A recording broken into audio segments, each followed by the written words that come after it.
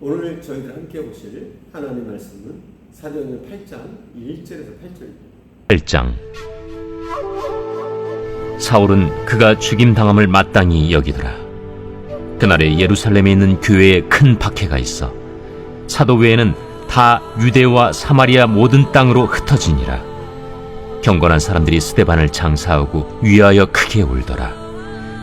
사울이 교회를 참멸할세 각 집에 들어가 남녀를 끌어다가 옥에 넘기니라. 그 흩어진 사람들이 두루 다니며 복음의 말씀을 전할세 빌립이 사마리아 성에 내려가 그리스도를 백성에게 전파하니 무리가 빌립의 말도 듣고 행하는 표적도 보고 한 마음으로 그가 하는 말을 따르더라. 많은 사람에게 붙었던 더러운 귀신들이 크게 소리를 지르며 나가고 또 많은 중풍병자와 못 걷는 사람이 나으니 그 성에 큰 기쁨이 있더라. 사단마귀는 초대교회를 넘어뜨리려고 달려듭니다.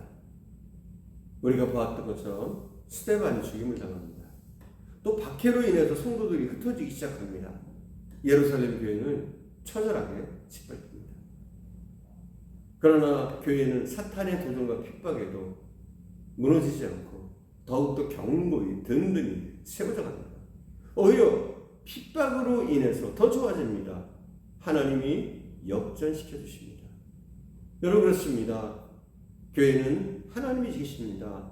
박해, 고통, 가해지면 가해질수록 오히려 우리에게는 더욱더 든든히 설 수 있는 기회가 되는 줄 믿습니다. 하나님 우리에게 역전을 주십니다. 먼저 첫 번째, 교회를 지키는 그루터기로 인해서 역전을 일으킵니다. 1절을 봉독합니다. 1절. 사울은 그가 죽임당함을 마땅히 여기더라. 그날에 예루살렘에 있는 교회에 큰 박해가 있어 사도 외에는 다 유대와 사마리아 모든 땅으로 흩어지니라. 핍박 때문에 모든 성도들은 온 유대와 사마리아로 흩어집니다. 그러나 사도 외에는 이라는 말씀에 여러분 집중해 보십시오. 핍박 때문에 성도들은 떠나가지만 사도들과 교회를 지키려는 거룩한 성도들은 피하지 않고 그 교회에 버팀목이 되었습니다.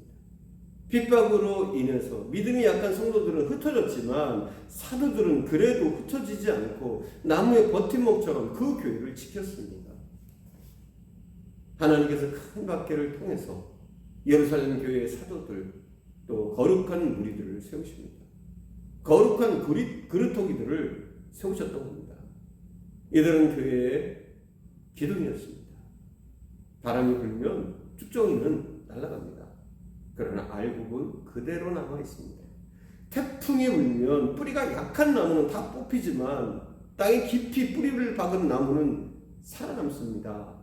살아남을 뿐만 아니라 이 비바람을 견디는 나무는 더 튼튼하게 뿌리를 내리고 멋진 나무로 자라납니다.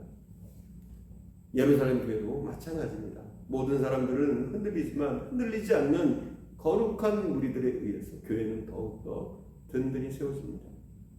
이런 그루터기와 같은 존재들이 교회 안에 중심을 잡고 모여 있을 때 그 교회는 분명 하나님의 은혜로 성장하게 됩니다. 예수님은 12명의 제자들, 흔들리지 않는 제자들, 이들을 통해서 세계가 변화될 것을 바라보셨습니다. 사사시대에 이스라엘에 미디안의 손에 어려움을 겪고 있었습니다. 그때 하나님은 기드온이라는 용사를 사용하셨습니다. 그리고 기드온이 군대를 모집하려고 할 때 모인 사람이 32,000명이었습니다. 원래 전쟁은 사람의 숫자가 많으면 아무래도 힘이 있고 전쟁에서 이길 확률이 높습니다.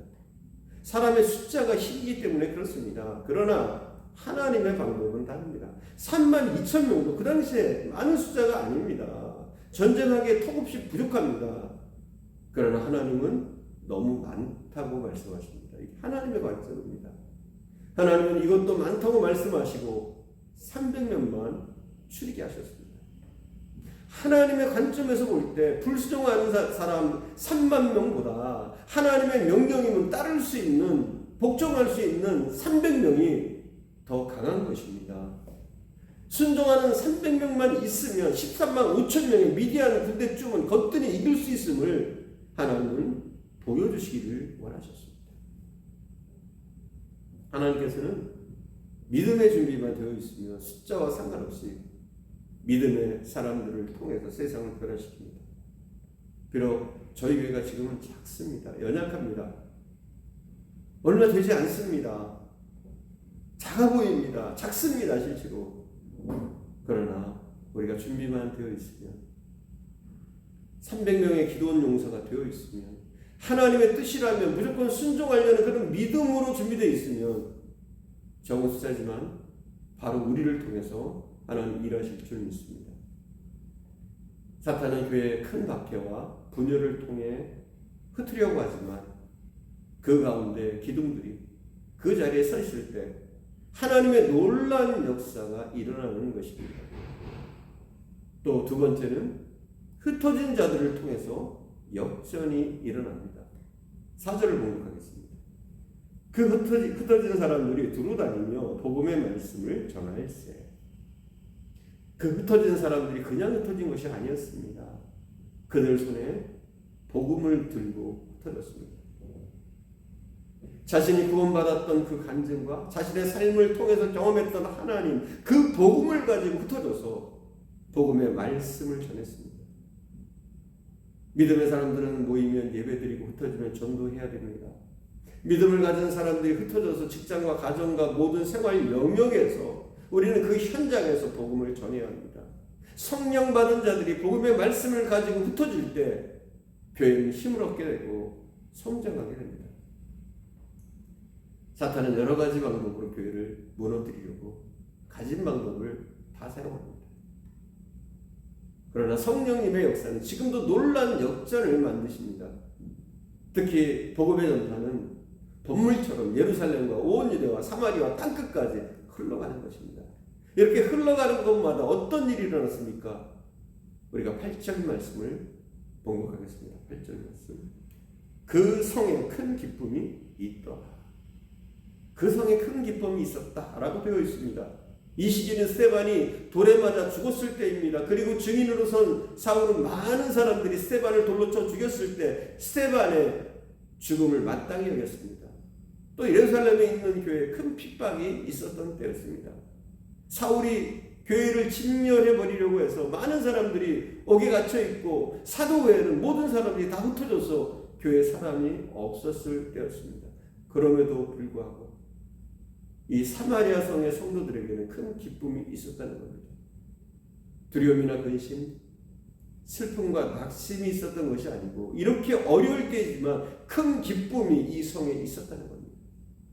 그리고 이렇게 교회가 핍박을 당하는데도 불구하고 흩어진 사람들이 숨어 지내고 두려움에 떨면서 지내는 것이 아니라 복음의 말씀을 전했으며 빌립비사는 사마리아 성에 가서 그리스도를 전파했다고 되어 있습니다. 그런데 말씀만 전하는 것이 아니라 그 속에 성령의 강력한 역사식으로 큰 필력들이 일어났습니다. 많은 사람들에게 붙었던 귀신이 소리치며 나가고 중풍병자, 안전병이, 문둥병자들이 병이 낫는 역사가 일어나면서 큰 기쁨이 있었다는 겁니다. 이게 얼마나 놀라운 일입니까? 이 기쁨은 세상적인 기쁨이 아닙니다. 세상 일로 인해서 생겨난 기쁨이 아닙니다. 이것은 하나님으로부터 온 기쁨입니다. 신령한 기쁨입니다. 성령이 주시는 기쁨입니다. 참 놀라운 기쁨입니다.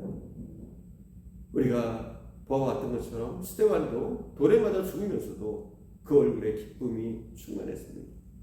죽는 가운데서도 그 얼굴은 천사와 같이 빛났다고 되어 있습니다. 얼마나 행복한 성도의 모습인지 모릅니다. 여러분들도 아무리 핍박이 와도 기쁨이 충만하시고 돌에 맞아 죽는다고 해도 기쁨이 충만하시고 감옥에 들어가도 기쁨이 충만하시고 어떤 환경에 있어도 기쁨이 충만한 이런 행복한 하나님의 사람들이 다 되시기를 축원드립니다. 기도하겠습니다. 사랑하는 주님, 사탄은 교회를 무너뜨리려고 갖은 핍박과 계략으로 교회를 공격하고 성도를 공격하지만 비록 우리가 연약해져 흩어졌을지라도 그냥 흩어져 있는 것이 아니라 복음을 들고 나아가 복음을 전할 때 폭발적인 역사들이 일어났던 것을 우리가 목도하였나이다. 우리도 우리의 삶의 현장으로 나가서 우리의 그 삶의 현장의 자리에서 복음을 전할 수 있는 은혜를 주시기를 원합니다. 내가 만났던 예수를 전하게 하시고 내가 경험했던 그분의 은혜를 말할 수 있도록 우리에게 힘을 주시기를 간절히 원합니다. 사람 중에 그 어떤 핍박과 어려운 가운데서도 굴복하지 않게 하시고 우리가 신앙을 지키게 하시고 복음을 지켜나갈 수 있도록 은혜를 내려 주시옵소서. 오늘도 함께 하신 주님께 감사드리며 우리 구주 예수님의 이름으로 기도드립니다. 아멘.